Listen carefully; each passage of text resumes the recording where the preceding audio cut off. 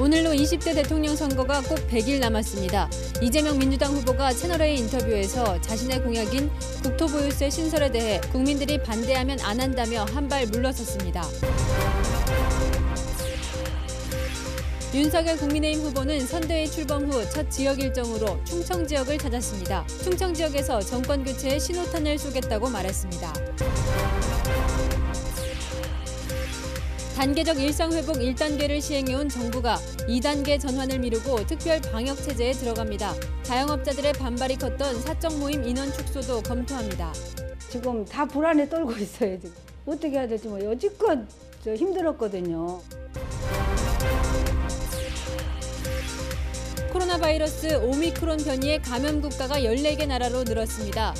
북미, 캐나다뿐 아니라 호주에서도 감염이 확인됐습니다. 일본은 내일부터 해외 입국 전체를 차단하기로 했습니다. 세계 시장에서 압도적 1위를 점유하는 대형 OLED 패널 기술이 중국으로 대거 유출되기 직전에 적발됐습니다. 단독 보도합니다.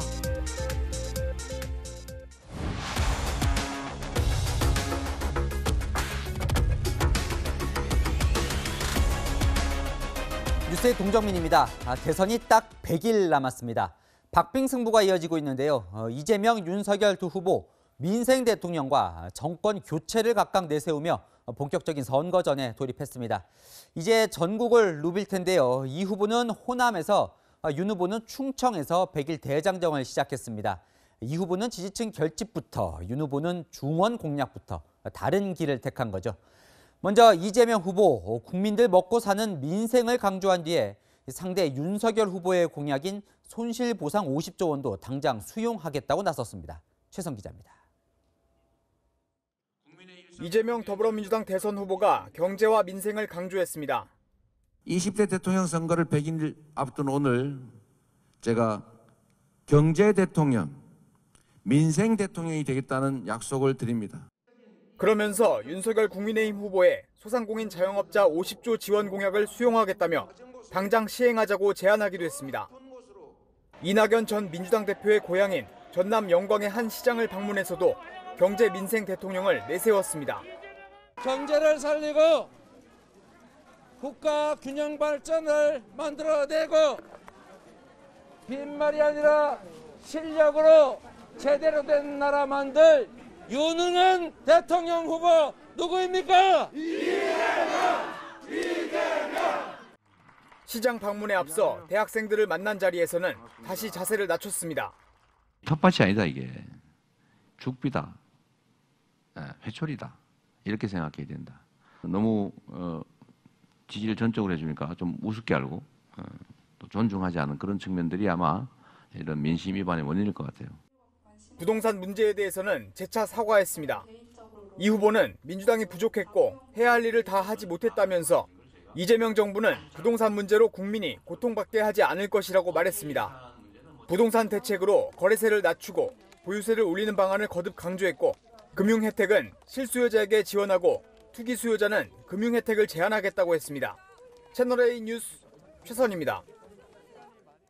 선거대책위원회 출범 후 부친의 고향부터 찾은 윤석열 국민의힘 후보, 충청의 아들임을 강조했습니다. 충청 대망론을 겨냥한 거죠. 정권 교체를 강조한 윤 후보, 한국원자력연구원을 찾아 문재인 정부의 탈원전 정책을 비판했습니다. 조영민 기자입니다. 윤석열 국민의힘 대선 후보는 첫 선대위 회의를 주재하며 충청 지역을 가장 먼저 찾는 이유를 설명했습니다. 캐스팅 보트를 쥔 지역이고 대선의 승부처였습니다. 중원인 충청에서 정권 교체의 신호탄을 쏘아 올리는 것을 시작으로 승리의 100일 대장정을 나서고자 합니다. 이재명 민주당 후보의 선대위 운영을 비판하며 본인은 당 중심의 대선을 치르겠다는 점도 강조했습니다.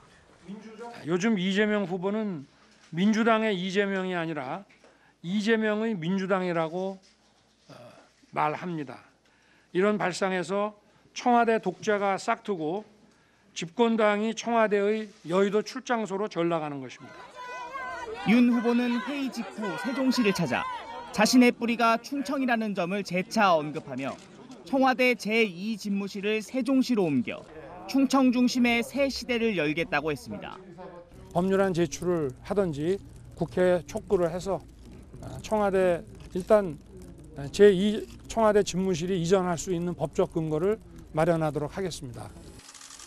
대전으로 이동해서는 한국원자력연구원 연구원들과 카이스트 전공 학생을 만나 문재인 정부 탈원전 정책을 비판했습니다. 윤 후보는 이수정 경기대 교수와 사할린 강제이주 동포의 손녀인 스투류커바 디나 씨를 공동 선대위원장으로 임명하며 선대위 외부 인사 영입에도 속도를 냈습니다. 세종과 대전 일정을 마무리한 윤 후보는 내일과 모레 충북과 충남 지역을 잇따라 방문합니다. 중원 표심부터 다지고 지지세를 넓혀가는 전략입니다. 채널A 뉴스 조용민입니다. 역대 대선을 돌아보면 대선 100일 전 조사 결과가 이 대선 날까지 비슷하게 이어진 경우가 많았는데요. 그럼 대선 100일 남은 오늘 판세는 어떨까요? 정한희 기자가 분석했습니다. 대선까지 딱 100일 남은 오늘, 여론조사들은 승부를 어떻게 예측하고 있을까요? 오늘 나온 여론조사 6개를 분석했습니다. 윤석열 국민의힘 후보의 우세 속에 이재명 더불어민주당 후보가 추격하고 있습니다. 자세히 보겠습니다. 세 곳 여론조사에서 윤 후보는 오차 범위 밖에서 이 후보를 앞섰습니다. 두 사람 간 격차는 크게는 9.4%포인트까지 났습니다. 하지만 나머지 세 곳에서는 두 후보가 막상막하의 대결을 펼치고 있습니다. 두 후보 간 격차가 오차 범위 내인 1.7%포인트에서 2.8%포인트에 불과합니다. 그동안 여론은 어떻게 움직였을까요? 윤석열 국민의힘 후보가 후보로 선출된 직후 컨벤션 효과 등으로 두 후보 사이 격차는 벌어집니다. 여기까진 비슷한 흐름인데 최근 일주일 새 추이는 여론조사 기관별로 다릅니다. 리얼미터 조사에선 여전히 오차 범위 밖에서 윤 후보가 우위를 보이고 있지만 한국사회여론연구소 조사에선 이 후보의 지지율이 올라오면서 윤 후보를 턱 밑까지 추격하는 모양새입니다. 이 추이가 계속 이어질까요? 지난 대선 결과를 살펴보면 대부분 100일 판세가 유지됐습니다. 7번 중 6번은 100일 전후로 실시된 여론조사에서 우세한 사람이 대선에서도 승리했고 결과가 뒤집혀진 건 막판에 노무현 후보가 정몽준 후보와 단일화에 성공해 이회창 후보를 역전한 16대 대선이 유일했습니다. 여론조사 전문가들은 어느 후보도 대세론을 굳히지 못했다. 2030 부동층이 변수가 될 것이다. 이런 전망을 내놓고 있습니다. 채널A 뉴스 정한입니다. 각 캠프들이 전략을 세울 때 가장 유심히 보는 항목이 세대별 표심입니다. 2030 세대의 경우 유권자 수 비중만 놓고 보면 4년 전 대선 때보다 오히려 줄어들었는데요. 그래도 후보들이 더 신경을 쓰는 이유가 있습니다. 세대별 표심과 내년 예상 유권자 수를 안보겸 기자가 분석했습니다. 오늘 발표된 4개 여론조사에서 세대별 지지율은 뚜렷하게 갈렸습니다. 20대의 경우 4개 여론조사 중 2개 여론조사에서 윤석열 후보가 이재명 후보를 많게는 20%포인트 정도 앞섰습니다. 나머지 2개 여론조사에서는 박빙의 승부를 펼쳤습니다. 30대의 경우 여론조사 한 곳에서만 윤 후보가 앞섰고 나머지 3개 여론조사에서는 오차 범위 내 접전입니다. 40대와 50대는 정반대입니다. 40대에서는 이재명 후보가 4개 여론조사 모두에서 윤석열 후보를 크게 앞섰습니다. 50대의 경우 3곳에서 이 후보가 윤 후보에 앞섰고 단 한 곳에서만 접전입니다.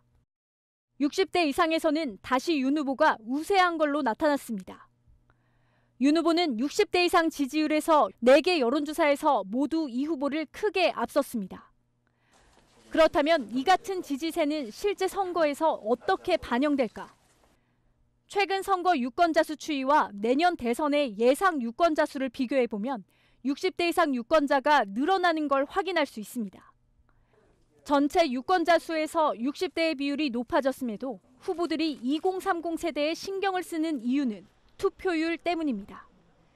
최근 대선에서 다른 연령대의 투표율은 낮아지거나 그대로인 반면 20대와 30대의 투표율은 점차 증가하고 있습니다. 각 후보들에 대한 지지세가 연령별로 뚜렷하게 나뉘면서 이번 대선은 세대 간 전쟁이 될 거란 분석이 나옵니다. 채널A 뉴스 안보겸입니다. 이번 대선 역대급 박빙 승부가 예상됩니다. 앞으로 100일 어떻게 진행될지 정치부 임수정 차장과 살펴보겠습니다. 원래 이때쯤 되면 순위가 대충 보여야 되는데 앞서 보셨지만 상당히 박빙이에요. 네, 그렇습니다. 지난 20년간 노무현 후보와 정몽준 후보가 단일화에 성공해서 그 이회창 후보에게 역전했던 2002년을 빼면 대선 100일 전 민심은 선거 결과와 일치했습니다. 이번에도 같은 결과가 나올까 전문가들에게 물어봤더니 이번에는 예측 불허라는 답이 돌아왔습니다. 이 과거에는 두 자릿수 이상 상당한 격차가 벌어진 이 확실한 1위였다면 지금은 이재명, 윤석열 양강 후보 간 격차가 오차 범위 안에 있거나 한 자릿수 박빙 상황에 불과하기 때문인데요. 이 여론조사 전문가들에게 이번 선거 결과 물어봤습니다. 2~3%포인트 이내 승부가 날 거다. TV토론이나 설 전후로 최소 2~3차례 지지율 변동이 있을 거다. 역대 어느 선거와도 닮지 않아서 예측하기가 너무 힘들다. 이런 답변이 돌아왔습니다. 지역별로 조금 살펴보면요. 여론이 예전 선거와 좀 다른 지역들이 있다면서요? 네, 전체 유권자의 약 42%를 차지하고 있는 서울과 경기 지역입니다. 이 서울은 민주당이 2017년 이후 전국 단위 선거에서 단 한 번도 1위를 내준 적이 없는 민주당 강세 지역인데요. 이 박근혜 전 대통령이 당선됐던 2012년조차 보시는 것처럼 문재인 후보의 득표율이 오히려 더 높았습니다. 하지만 이 부동산 여파 등으로 인해서 올해 4월 서울시장 보궐선거 때부터 이 여론의 흐름이 바뀌기 시작했습니다. 그 서울에서는 윤석열 후보가 이재명 후보에게 앞서고 있고 또 이재명 후보가 단체장을 지낸 경기도에서는 박빙을 보이고 있는데요. 이 수도권 하면 젊은 층 그리고 중도 표심이 모두 집약된 곳인 만큼 두 후보 모두 놓칠 수 없는 그런 승부처이기도 합니다. 네. 지지율을 보면요. 이재명, 윤석열 후보가 선거 100일 남은 딱 100일 남은 오늘 각각 호남과 충청 지역을 찾은 이유가 있다면서요? 네, 민주당 선대위 관계자는 호남이 똘똘 뭉칠 때만이 정권 재창출이 가능했다라고 말했습니다. 이 지지율이 박빙인 상황에서 이 호남에서 투표율이 높아야 될 뿐만 아니라 90% 이상 압도적 지지를 받아야 한다는 건데요. 이 윤석열 후보는 영남은 이 국민의힘 지지세가 강한 만큼 중원을 확실히 잡고 가겠다 이런 전략입니다. 그리고 이번 선거 결과를 유독 예측하기 어려운 또 하나의 이유. 이 부동층이 유독 많다. 이거 맞는 얘기입니까? 네, 제가 한번 살펴봤는데요. 이 지난 대선 약 100일 전에는 부동층이 한 10% 안팎 이 정도였는데 지금은 많게는 20% 정도가 의견 유보를 선택했습니다. 아직 누구를 뽑을지 결정하지 못한 부동층이 많다는 것은 이 지금의 여론조사 결과가 얼마든지 바뀔 수 있다 이런 이야기이기도 합니다. 결국 선거 막판까지 실수 하나에 따라 결과가 달라질 수도 있다 이런 뜻이겠죠. 네, 여야 모두 이제 100일 전략을 한참 짜고 있을 텐데 당장 이 발등에 떨어진 불은 뭘까요? 네, 이재명 후보 이 지지층을 먼저 결집하고 중도층을 공략한다 이런 전략입니다. 이 호남에 유독 이번에 공을 들인 이유 아직 마음을 다 열지 않았다 이렇게 판단한 건데 그 중심에는 아직 등판하지 않은 이낙연 전 대표가 있습니다. 영광이 낳은 대한민국의 정치 거물 이낙연 전 대표는 제가 잘 모시고 더 유능한 민주당으로, 더 새로운 정부로 우리 국민들이 희망을 갖고 살아있는 더 나아진 대한민국을 만들어 보겠습니다. 네, 오늘 전남 영광을 방문한 자리에서 이 후보 이 전 대표를 지켜 세웠는데요. 이 다음 호남 방문에는 이 전 대표가 동행할 것이라는 관측이 나오고 있습니다. 이 국민의힘은 오늘 선대위는 출범시켰지만 인선 문제 등을 놓고 불협화음이 계속되고 있습니다. 오늘 이준석 대표는 충청 일정 오는 자체를 자기 들은 적이 없다. 좀 황당한 답변을 내놨거든요. 거기에 대해서는 답변하지 않겠습니다. 오늘은 대덕과 국가의 미래에 대한 얘기만 하겠습니다. 네, 오늘 윤석열 후보 충청 일정을 두고도 이준석 대표가 몰랐다고 하면서 패싱 논란이 일었는데요. 이 김종인 전 비대위원장 영입을 두고도 이준석 대표가 윤석열 후보 측을 향해 공작질을 한다 이런 원색 비난을 하기도 했고요. 김병준 상임선대위원장에 대해서도 이렇게 깎아내렸습니다. 김병준 위원장이 전투 지휘 능력으로 실적이 있거나 이러진 않습니다. 이제는 거의 김종인 위원장을 영입하려면 속값을 쳐주는 정도가 아니라 모든 걸 더 얹어서 드려야 될 겁니다. 프리미엄 다 얹어야 됩니다, 이제. 예. 네, 이 두 후보 캠프 전략을 임수정 차장이 직접 좀 취재를 해왔다면서요? 네, 이재명 후보 측 조금씩 지지율을 더 올려서 1월 중순이나 1월 말쯤에는 역전이 될 거다, 이렇게 자신하고 있습니다. 제네시스 전략, 이렇게 표현을 하더라고요. 이 현대차 제네시스가 이름만 빼고 내수 사양을 싹 바꾸면서 고급 브랜드로 재도약한 것처럼 이 민주당이라는 간판만 빼고 내용은 이재명식으로 모두 바꾼 뒤 중도층까지 공략하겠다는 건데요. 이 윤석열 후보 측은 문재인 정부 실정을 부각할 수 있는 현장을 곳곳마다 다니면서 이를 바로잡는 공약을 발표하는 전략으로 이 정권 교체 여론을 흡수한다는 전략입니다. 김종인 전 비대위원장 영입도 아직 끝난 카드는 아니라고 강조했습니다. 네, 어떤 전략이 더 효과적일지 궁금하네요. 지금까지 정치부 임수정 차장이었습니다. 단계적 일상 회복을 시작한 지 4주째. 사망자와 위중증 환자 등 방역 관련 모든 수치에 보시는 것처럼 빨간불이 켜졌습니다. 방역당국도 코로나 위험도를 전국 매우 높음으로 끌어올렸습니다. 결국 정부가 일상회복 2단계로 전환을 미루고 1단계를 4주 연장하기로 했습니다. 사적 모임 인원을 다시 제한하는 것도 검토 중입니다. 황규락 기자입니다. 단계적 일상회복 1단계가 시작되고 단 4주 만에 위중증 환자는 2배 넘게, 사망자는 4배 가까이 늘었습니다. 전국 중환자병상 가동률이 비상계획 기준인 75%를 넘어서면서 방역당국은 전국 코로나19 위험도를 매우 높음으로 상향 조정했습니다. 문재인 대통령은 넉 달 만에 특별방역 점검회의를 열고 일상회복 1단계를 다음 달 말까지 연장하기로 했습니다. 일상회복 2단계 전환을 유보하면서 앞으로 4주간 특별방역 대책을 시행하고자 합니다. 대신 4주 동안 추가 접종에 속도를 낸다는 계획입니다. 방역 패스 유효기간을 6개월로 정해 다음 달 20일부터는 유효기간이 지난 방역 패스는 사용할 수 없게 했습니다. 18세 이상 추가 접종 간격도 접종 완료 후 5개월로 단축합니다.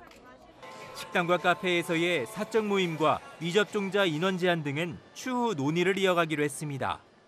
민생 경제에 미치는 영향이 크고 사회적 의견을 좀 더 수렴할 필요가 있어 추가적인 의견 수렴 절차를 밟도록 결정하였습니다. 하지만 병상 대기자가 하루 1,000명이 넘는 상황에서 정부의 조치가 미흡하다는 지적이 나옵니다. 백신 접종으로 인해서 전파 차단을 기대하려면 상당한 시간이 필요하거든요. 그렇게 올라갈 때까지 도대체 기다릴 수 있는 여력이 있겠는가. 정부는 먹는 치료제 4만여 명분의 선구매를 추진해 올해부터 사용할 수 있게 도입 시기를 앞당기기로 했습니다. 채널A 뉴스 황규락입니다.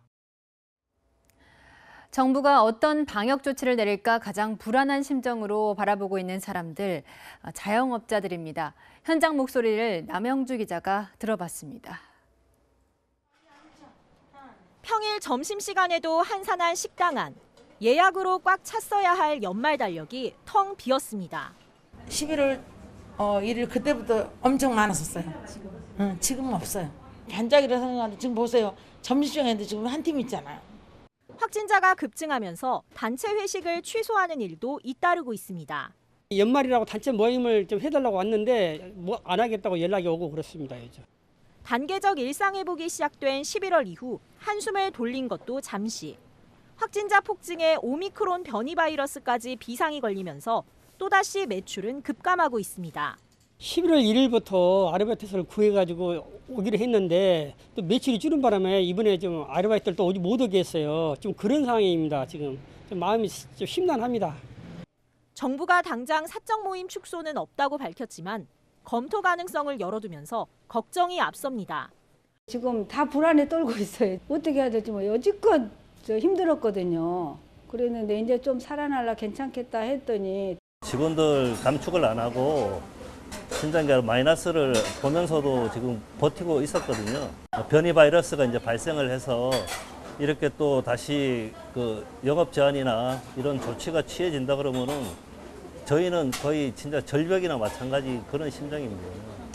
언제 끝날지 알 수 없는 코로나19 확산에 자영업자들의 한숨은 깊어지고 있습니다. 채널A 뉴스 남영주입니다. 코로나 새로운 변이 바이러스인 오미크론 확산세가 무섭습니다.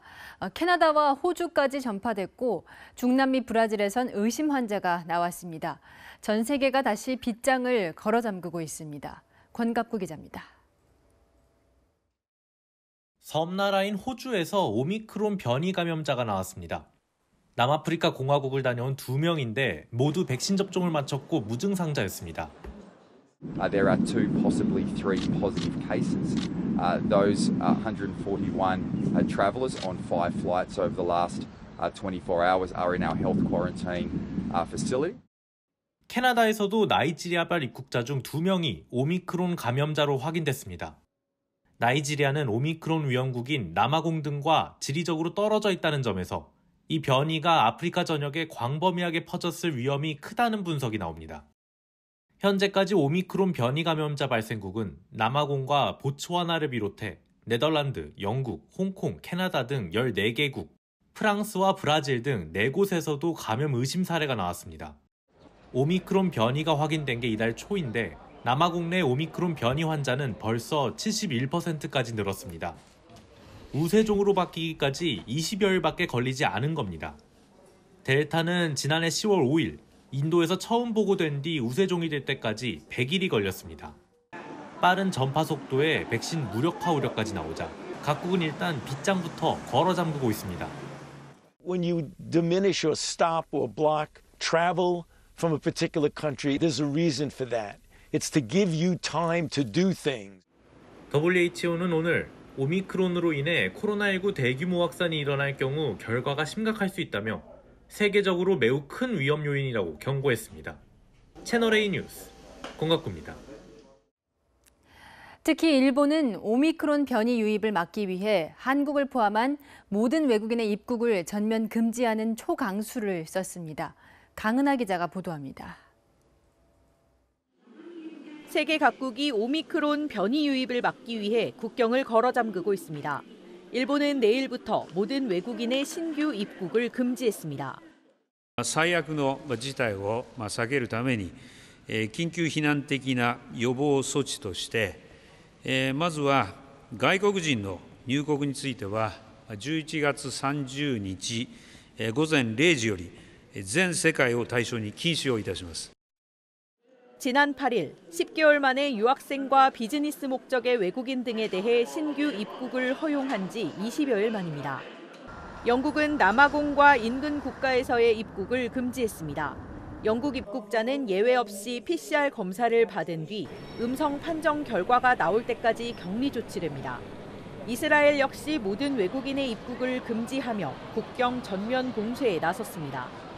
하지만 라마포사 남아공 대통령은 입국 금지가 과학적 근거가 없다며 비판했습니다. And lift the bans they have imposed before any further damage is done on our economies and to the livelihoods of our people. 라마포사 대통령은 또 오미크론은 백신 접근 불평등에 대한 경종을 울린 것이라며 선진국의 백신 독점을 지적하기도 했습니다. WHO에 따르면 저소득 국가 중 최소 한 번 이상 백신 접종 경험이 있는 사람은 전 국민의 7.5%에 불과합니다.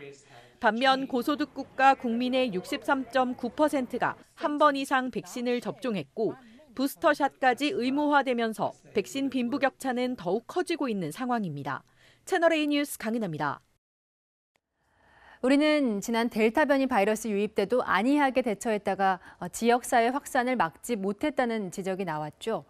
현재 검사 체계로는 오미크론 변이가 들어와도 빨리 파악하기 어렵다는 지적이 나옵니다. 서상희 기자입니다.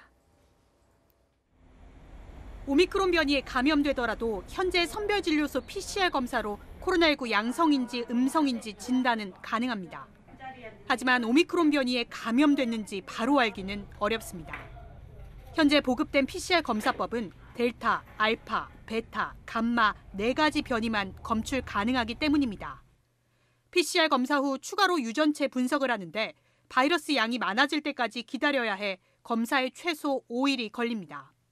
새로운 바이러스가 나왔다 생각하고 대응을 해야 돼요. 바로바로 진단이 되고 확인이 되는 시스템이 구축이 되어 있어야 지역사회에 퍼지는 것을 막을 수 있는 그런 시스템을 만들 수 있겠죠. 정부는 오미크론 변이를 신속하게 확인하는 새로운 PCR 검사법을 개발해 보급하는데 한 달 정도 걸릴 것이라고 밝혔습니다. 하지만 오미크론 변이가 돌기 부분에 돌연 변이가 많아 인체 침투가 좀 더 용이하고 전파력이 강한 것으로 추정되는 만큼 빠른 대처가 필요하다는 지적입니다.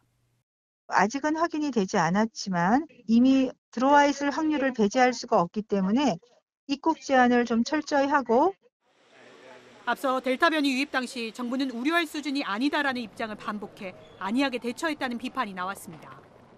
정부는 오미크론이 국내에 유입되지 않았다면서 유행이 확인된 남아프리카 공화국 등 8개국을 제외한 다른 국가들로부터의 입국을 전면 금지하지는 않겠다는 방침입니다. 채널A 뉴스 서상입니다. 코로나로 재택근무가 많아진 점을 이용해 우리 대기업의 핵심 기술을 중국으로 유출할 뻔한 사건이 발생했습니다. 다행히 유출 전 수사기관에 적발됐는데요. 사건 전모를 김은지 기자가 단독 취재했습니다. 지난 2012년부터 LG 디스플레이 중국 광저우 공장에서 근무하다 올해 초 귀국한 배모 씨. 회사 방침에 따라 재택근무를 하던 중 회사 내부망에 접속해 대형 올레드 패널에 공정 설계도 등 기밀 자료를 무더기로 열람했습니다. 열람한 자료를 일일이 사진으로 남겼는데 이렇게 촬영한 사진만 1000장이 넘는 것으로 알려졌습니다. 배 씨는 중국의 유력 디스플레이 업체와 이메일 등으로 수차례 접촉해왔지만 다행히 기술이 유출되기 전 수사기관에 검거돼 미수에 그쳤습니다. 배 씨가 돌연 사직서를 제출한 점 등을 수상히 여긴 회사 보안팀이 수사기관에 의뢰해 꼬리가 밟힌 겁니다. TV에 적용되는 대형 올레드 패널은 우리나라가 압도적인 점유율로 세계 1위에 올라 있는 국가 기관 기술입니다. 핵심 자료인 공정 도면이 유출됐다면 LG 디스플레이뿐만 아니라 국내 연관 업체들에게도 피해가 발생할 수 있었다는 것이 수사기관의 설명입니다. LG 디스플레이 관계자는 자료 열람 권한이 있는 배 씨가 재택근무 중 해당 자료에 접근한 것으로 파악된다며 사내 보안 시스템으로 이상행동을 감지해 피해를 줄일 수 있었다고 설명했습니다. 서울중앙지검은 지난 16일 배 씨를 산업기술보호법 위반 등의 혐의로 구속 기소했습니다. 채널A는 배 씨 측의 입장을 듣기 위해 수차례 접촉했지만 해명을 들을 수 없었습니다. 채널A 뉴스 김은지입니다.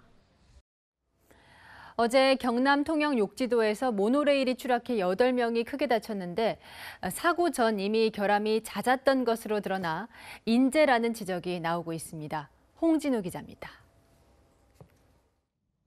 심하게 찌그러진 채 뒤집혀 있는 모노레일. 탑승객을 태우고 탈선해 8명이 크게 다쳤습니다.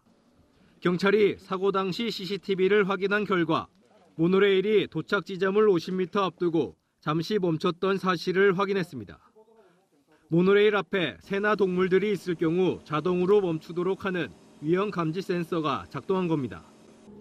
관리 직원이 CCTV를 통해 문제가 없다고 판단해 10초 뒤 다시 출발시켰습니다.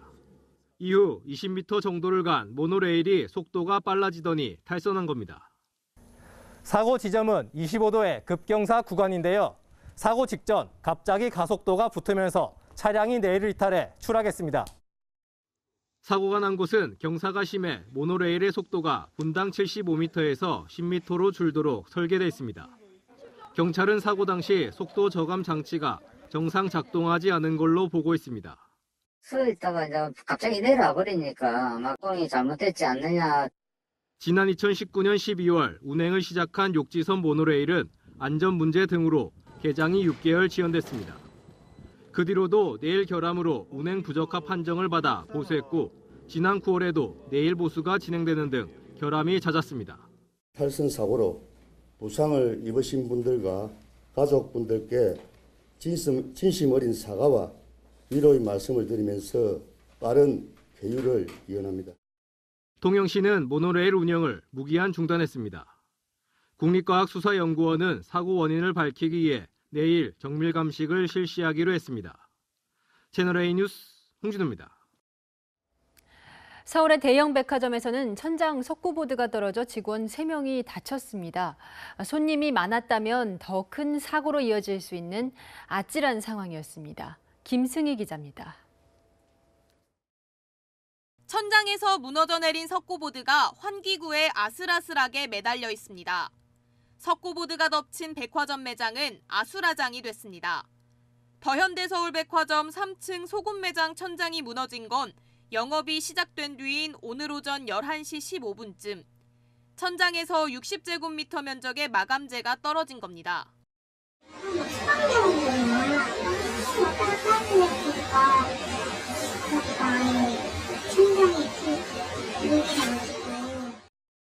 이 사고로 매장 직원 3명이 다쳤습니다. 백화점이 문을 연 건 지난 2월 말. 개장 9개월 만에 사고가 발생한 겁니다. 오픈한 지 얼마 되지도 않았는데 이렇게 벌써 무너지는 거 보니까 조금 여기 다니는 사람으로서 좀 불안하기도 하고 뭐 다른 사고가 생기지 않을까 약간 뭐 이런 생각도 좀 듭니다. 백화점 직원들도 불안하긴 마찬가지입니다. 저희 사업 잘 하냐 보니까 장식품으로 이렇게 돼 있는데 또 거기서 내려올지는 그런 게 제일 불안한 것 같아요. 백화점 측은 인테리어를 위해 덧대어진 합판의 무게를 이기지 못해 석고보드가 떨어진 걸로 보고 있습니다. 또 건물 안전에는 이상이 없다면서도 모든 층의 천장에 대해 안전진단을 실시하기로 했습니다. 채널A 뉴스 김승희입니다. 전 여자친구를 스토킹하다 끝내 살해한 김병찬이 오늘 검찰로 넘겨졌습니다. 카메라 앞에 섰지만 끝까지 마스크를 벗진 않았는데요. 말로는 죄송하다고 했지만 경찰 조사에 따르면 범행은 악랄하기 그지없었습니다. 이솔 기자가 보도합니다. 지난 24일 신상 공개가 결정된 스토킹 살인 피의자 35살 김병찬. 검찰로 넘겨지기 전 취재진 앞에 섰습니다. 살인 동기는 혹시 뭔가요? 죄송합니다. 혹시 피해자나 유족분께 하실 말씀 없으세요? 정말 죄송합니다. 취재진의 질문에 죄송하다는 말만 11차례 반복했고 마스크를 벗어줄 수 있느냐는 요청에는 고개를 저으며 거절했습니다. 김병찬은 지난 19일 서울 중구의 오피스텔에서 전 여자친구를 흉기로 찔러 숨지게 한 혐의를 받습니다.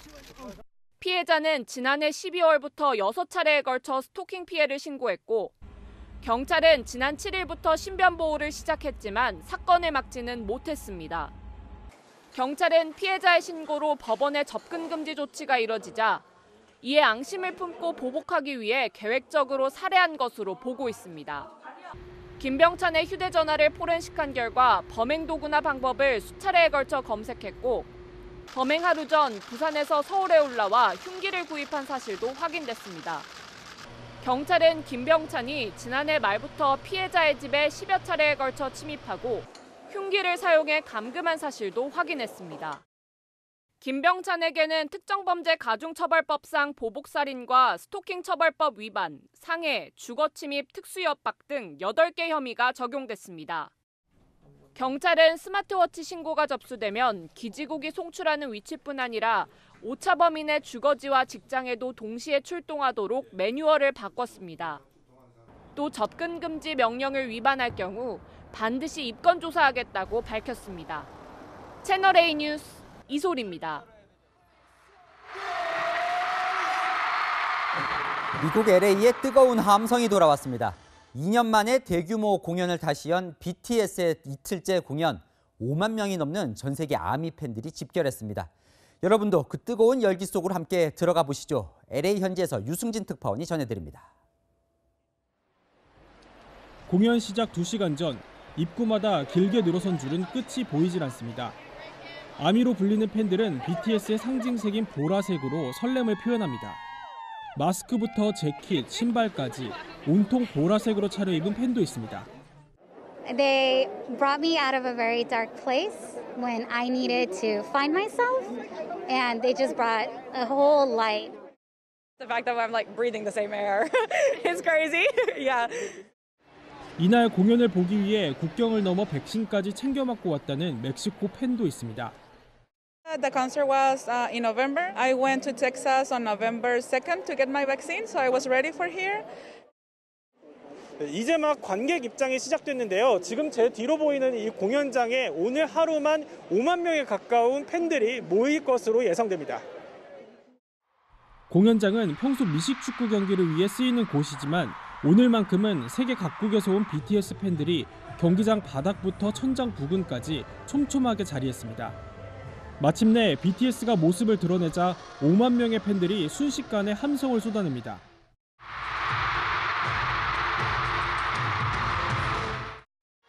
응원 도구인 일명 아미봉은 BTS 공연에선 빠질 수 없는 아이템.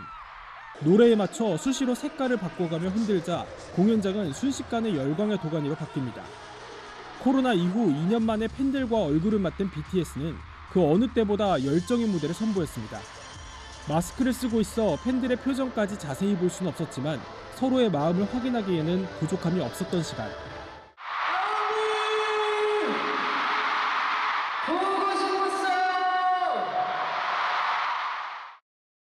코로나로 모두가 힘들었던 지난날을 위로하고 다시 무대로 돌아온 BTS의 포부는 남달랐습니다. This really make us feel like this really is the beginning of our new chapter. Today, we'll try to show how much we've grown. BTS는 외국에서 활동하며 많은 장벽들을 느낀다면서도 아시안 혐오 현상에 대해 목소리를 내겠다는 다짐도 잊지 않았습니다. 로스앤젤레스에서 채널A 뉴스 유순진입니다. 공수처가 대검찰청을 상대로 두 번째 압수수색을 벌였는데요. 이번엔 허위로 영장을 청구했다는 의혹이 제기됐습니다. 공수처가 압수수색을 진행할 때마다 잡음이 발생하고 있습니다. 이윤우 기자입니다. 고위공직자 범죄수사처 소속 검사와 수사관들이 대검찰청에 들어섭니다. 지난 26일에 이어 두 번째 압수수색입니다. 지난 5월 이성윤 고검장을 재판에 넘긴 수사팀 검사들이 메신저 기록을 확보하려는 겁니다. 그런데 공수처의 수사 대상인 임세진 부장검사는 같은 시각 공수처로 향했습니다. 임 부장검사 등 2명은 당시 파견 연장이 안 됐고 기소 2달 전 수사팀에서 빠졌습니다. 그런데 공수처는 이들까지 압수수색 대상으로 이름을 올린 겁니다. 이를 두고는 공수처가 사실과 다른 내용의 허위 영장을 청구했다는 지적이 나오기도 했습니다. 실수인지 아니면 허위인지를 알기 어려워서 수사 기록을 열람 등사를 신청을 하는 거고요. 이에 대해 공수처는 압수수색 대상자들과 사건의 관련성을 한 줄로 정리하다 보니 생긴 일이라며 영장 첨부 기록엔 파견이 종료된 사실을 적었다고 반박했습니다. 지난 26일 압수수색 대상을 미리 알리지 않아 절차를 위반했다는 의혹에 대해서도 선을 그었습니다. 절차를 위반한 사실이 전혀 없습니다. 앞서 법원은 고발사주 의혹과 관련해 지난 9월 공수처가 2차례에 걸쳐 김웅 의원 씨를 압수수색할 때 대상자의 참여 기회를 보장하지 않는 등 절차를 어겼다며 압수수색 자체를 취소했습니다. 채널A 뉴스 이은우입니다. 대장동 개발 특혜 의혹 전담 수사팀이 곽상도 전 의원에 대해 구속영장을 청구했습니다. 검찰은 곽 전 의원이 화천대유 측에 사업 편의를 제공한 뒤 아들 퇴직금 명목으로 50억 원을 챙긴 걸로 보고 알선 수재 혐의를 적용했습니다. 다음 소식입니다. 대선 100일 남은 지금 후보들에게 무엇이 가장 궁금하십니까? 저희 채널A가 여러분들이 궁금해할 만한 내용들을 대신 물어봤습니다. 나는 후보다. 첫 손님으로 더불어민주당 이재명 후보를 이현수 기자가 인터뷰했습니다. 모두가 공평하게 기회를 누리고 그리고 기여한 만큼의 몫이 보장되고 법을 지켜서 손해보지 않고 법을 어겨서 이익 볼 수 없는 그런 상식적인 세상 만들고 싶습니다. 안녕하세요. 더불어민주당 대선 후보 이재명입니다. 저는 경북 안동에서 초등학교를 졸업하고 경기도 성남시로 이사와서 소년노동자로 생활했습니다. 인권운동 그리고 시민운동을 거쳐서 시장이 됐습니다. 성남시장 재선 또 경기도지사 4년 가까이 하면서 저는 우리 국민들이 원하는 공정한 세상 그리고 더 나은 삶을 위해서 최선을 다했다고 생각합니다. 저의 장점이라면 실력에 기반해서 실천을 하고 또 그 실천을 통해서 성과를 쌓았다, 즉 실적이 있다는 게 아마 우리 국민들께서 인정할 가장 중요한 근거가 아닐까 싶습니다. 집행을 신속하게 하는 것은 드러날 때는 좀 불안해 보여도 근본적인 문제에서는 매우 안정적이라는 말씀을 제가 드리고 싶습니다. 단점? 그게 단점이라니까. 그러니까 불안하게 보는 점이 단점일 수 있는데 그건 오해에 기한 것이다. 저는 영역에 따라서 저는 젊은 인재, 우리가 외국 영화나 또는 뭐 외국의 사례에서 보는 것처럼 대통령이 책상에 걸터앉은 30대 장관 이런 모습 정말로 보여드리고 싶고 또 그런 사람 많이 쓰고 싶습니다. 현재로는 잘못했다는 말도 하지 않는, 국민에게 사죄하는 말도 한마디 없는 상태에서 과연 사면을 하는 것이 국민 통합에 바람직할 것인지는 아마 우리 국민들께서도 충분히 판단하실 것 같습니다. 조국 사태와 관련해서는 여러 가지 의견들이 있을 수 있는데 저는 객관적인 실체가 아직은 증명되지 않았기 때문에 단정적으로 말하기는 어렵습니다만 이게 잘못한 일로 확인이 되면 다른 사람보다 더 심하게 비난받는 점에 대해서는 억울하게 생각할 일은 아니라는 생각이 듭니다. 왜냐하면 더 높은 지위와 더 큰 책임을 가지고 있었기 때문이죠. 최근에 사실 지지율이 오름세로 추세가 바뀌었다라는 보고 많이 받으실 텐데 확 떨어지다가 확 올랐다. 저희들이 보기에는 서울 또 20대 영남 지역 이런 쪽이 지지율이 매우 취약한데 그건 각각의 원인이 있겠죠. 이 문제는 심각하게 받아 안고 서울의 부동산 문제라든지 또 20대의 기회 부족 문제나 또 영남을 포함한 이 지역주의 문제들에 대해서는 저희가 낮은 자세로 문제를 인정하고 또 꾸준하게 문제 해결을 위해서 노력하고 성과를 내가면 다시 우리 민주당에 대한 기대가 살아날 거라고 생각합니다. 저는 지금부터 공급 확대 정책을 더하기 할 겁니다. 그래서 제가 우려되는 것은 이미 부동산 가격이 거의 정점인 상태고 앞으로 금리 인상에 유동성 축소 국면이 올 것이기 때문에 과도한 폭락이 오히려 걱정되는 국면입니다. 용적률 상향이나 이런 규제 완화 쪽도 생각을 하시나요? 기존 택지들의 효율성을 높이는 일도 당연히 검토해야 된다고 생각합니다. 국토 보유세를 대통령이 되면 바로 추진을 하시는 건지 궁금하고요. 90% 이상의 국민들은 내는 것보다 받는 게 많기 때문에 사실은 세금 정책이기보다는 분배 정책에 가깝습니다. 다만 이것에 대해서 불신들이 많고 오해가 많기 때문에 국민들의 동의를 얻는 전제로 저희가 추진할 것이고 국민들이 반대하면 안 한다. 또 증세는 사실 국민들이 반대하면 할 수도 없는 것이죠. 말 좀 합시다. 토론합시다. 당장 만나자. 당장 만나자. 그것도 좋네요. 네, 말 좀 하면 좋겠어요. 네. 우리 국민들께서 이재명 대통령 시대는 정말로 세상이 공정해졌다. 내가 국가를 믿을 수 있고 또 이웃의 행위를 예측할 수 있고 또 내가 열심히 하면 나에게도 기회가 주어지는 사회가 된다. 참 잘했다. 라고 얘기 듣고 싶습니다. 네. 정부는 올해 법인이나 다주택자의 종합부동산세를 높이면서 투기 목적이 아닌 법인의 주택 소유는 특례로 해결 가능하다고 얘기했습니다. 그런데 가까운 친척들이 모여 사는 문중이 다주택 법인으로 분류되는 바람에 1억 원이 넘는 종부세를 내게 된 사례도 있습니다. 박지혜 기자입니다. 17년 전 가문의 공동재산 관리를 위해 문중을 비영리법인 등기로 올린 A 문중.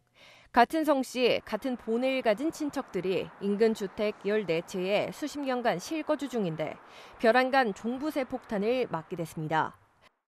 지난주 발송된 종합부동산세 고지서에는 이 문중 소속 주택 14채가 전부 다주택으로 들어가면서 지난해보다 10배 많은 1억 500만 원이 최종 세액으로 산출됐습니다.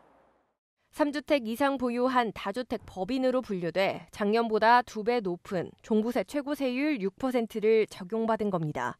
여기에 종부세 6억 원 공제, 최대 300% 세부담 상한 공제마저 배제됐습니다.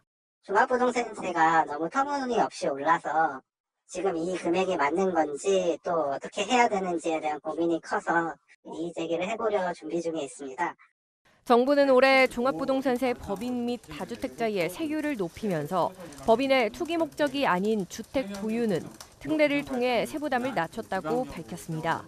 하지만 문중 같은 다양한 형태의 법인이 발생하는 상황에 제대로 대처하지 못했다는 지적이 나옵니다. 공익법인 등은 특례를 통해 개인과 동일하게 취급이 되는데 문중이나 종중은 자연 발생적이라 공익법인 요건이 충족이 안 되어 현재로선 배제되는 실정입니다. 기획재정부 관계자는 문중의 특례 포함 여부는 세법 개정이 필요하다며 사전 검토가 필요한 부분이라고 설명했습니다. 채널A 뉴스 박지혜입니다.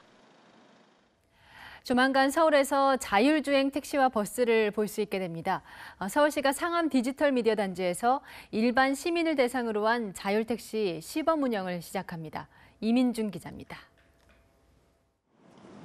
스마트폰 애플리케이션으로 차량을 부르자 검은색 차량이 호출 장소에 도착합니다. 운전석에 안전요원이 앉아있긴 하지만 운전은 스스로 하는 자율주행차. 차선 변경도 자유자재로 하고 시속 50km까지 속도를 냅니다. 내일부터 서울 상암동 일대에서 이런 자율주행 택시 3대가 시범 운행을 시작합니다. 상암 DMC 지하철역을 출발해 아파트 단지 주변과 사무실 밀집지를 도는 2개 노선으로 운행됩니다. 시범 운영 기간에는 정해진 노선만 운영됩니다. 서울시는 시범 운영을 위해 자율주행 차량 업체 2곳에 영업 면허를 발급했습니다. 내일부터 한 달 정도 무료로 시민들을 태우며 시범 운행을 거친 뒤 내년 1월부터는 유료 운행이 본격적으로 시작됩니다. 올해 안에 자율주행 버스도 시범 운행을 시작합니다. 자율차라 하더라도 자율주행 동안은 안전요원과 함께 차량을 탑승하실 수 있고요. 이런 점점 편해지는 운전 문화가 이동의 자유를 주는 그런 세상이 조만간 올 수 있기를 기대하고 있습니다. 요금은 승용차는 3,000원, 버스는 1,200원 이하가 될 전망입니다. 서울시는 상암 일대에 2026년까지 50대 이상의 자율주행 차량을 운행할 계획입니다. 채널A 뉴스 이민준입니다.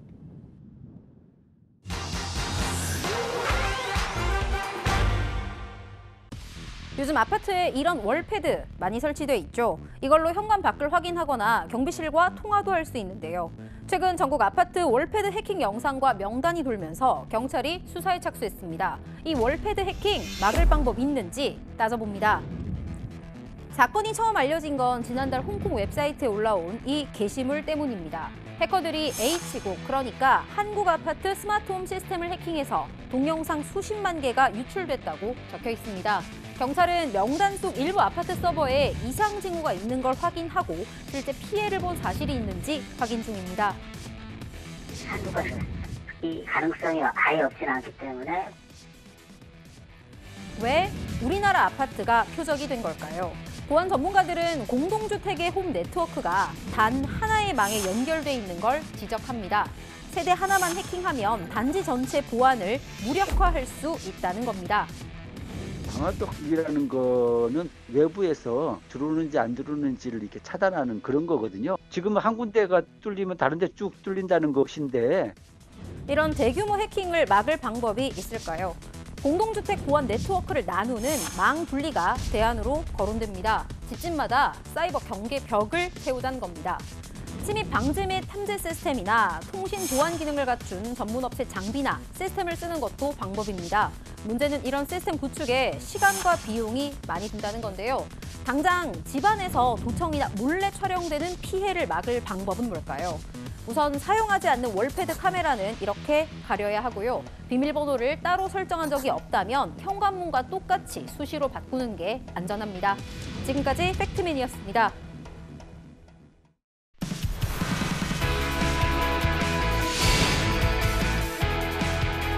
안녕하세요. 스포츠 뉴스입니다. 두산의 에이스 미란다가 올 시즌 KBO 정규리그 MVP를 차지했습니다. 그동안 불멸의 기록으로 꼽혔던 최동원의 기록을 갈아치운 게 컸습니다. 강병규 기자입니다. 프로야구 39년 역사에서 최동원의 한 시즌 최다 탈삼진은 그야말로 불멸의 기록이었습니다. 롯데의 한국 시리즈 4승을 모두 책임졌던 1984년 최동원은 정규리그에서도 무려 51경기에 나와 284와 3분의 2이닝을 던져 삼진 223개를 잡았습니다. 당시의 활약은 최근 최동원의 10주기를 맞아 다큐멘터리 영화로도 만들어졌습니다. 나갈 수 있는 끝까지 나가서 이겨야죠. 야구가 제 인생이 아니겠습니까? 한 시즌을 정리하는 오늘 KBO 시상식 주인공은 이 대기록을 깬 두산의 미란다였습니다. 미란다는 지난달 정규리그 마지막 등판에서 한 시즌 최다 탈삼진 기록을 225개로 늘렸습니다. 시즌 초반 부진했지만 6월부터 기지개를 펴더니 19경기 중 7경기에서 두 자릿수 탈삼진을 기록했습니다. 평균 자책점 1위, 다승 4위로 두산의 에이스로 우뚝 섰습니다. El MVP es más valioso de toda la temporada, ya que tuvimos un largo sacrificio por un largo año, ¿sabes? Yo me preparé, ya con el favor de Dios ganaremos el premio. 키움의 이정후가 타격왕에, SSG의 최정이 홈런왕에, 그리고 삼성 구자욱이 득점왕에 올랐는데 재치 있는 입담이 빛났습니다.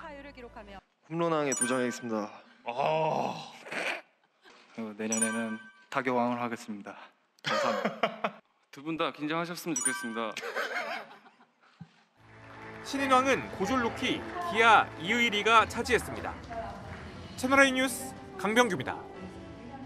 파란 하늘빛을 가린 뿌연 미세먼지 장막이 답답한 하루였습니다. 요즘 날씨 참 종잡을 수가 없는데요. 내일은 날이 다시 추워집니다.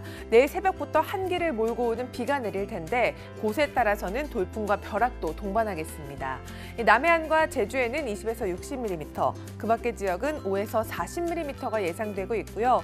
기온이 내려가는 오후부터는 비가 눈으로 바뀌어 내리기도 하겠습니다.